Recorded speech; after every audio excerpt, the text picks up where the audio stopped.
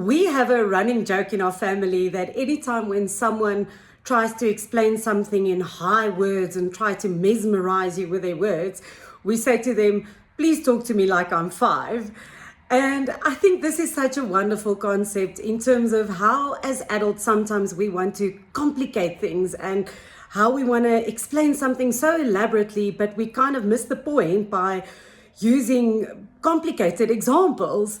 So, and one way for me to understand things in a very simple way is through Disney movies. I think Disney movies are brilliant ways of taking a concept or an idea and portraying it in such a visual and simplistic way that kids and adults can understand it. And one of my favorite movies is Inside Out, the first one and the second one. And if you want to understand psychology, the workings of your mind, how your mind actually works, this movie is the best way and the simplest way, as if you were 5 years old, to understand it. You don't need to go and read Freud or William James or Maslow to understand psychology if you watch these movies. And some of the key concepts that I love how it is explained in this movie, visually portrayed in this movie, is first of all the islands that Riley has. So these islands are the things that's most important to her. And it's almost like how Dr. John Demartini explains our values to people. What's the things that you value in life and what's most important to you in life and how they sustain you. And it's beautiful in this movie to see how at some point the Hockey Island or the Goofy Island breaks down and it falls.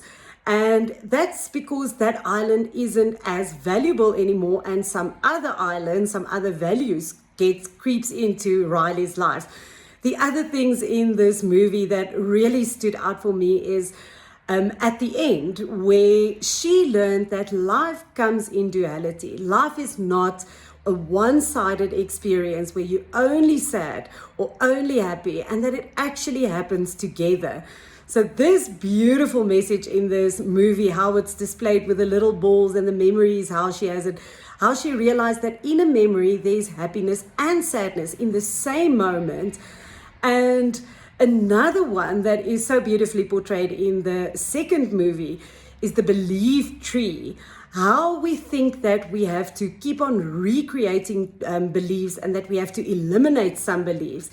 But actually, it's just upgrading it and adding more beliefs, because that belief at one point served you, and how it served you at that time was perfect for how you needed it at that time in your life. But that doesn't mean that you can keep on adding new beliefs and more upgraded versions of beliefs in your life.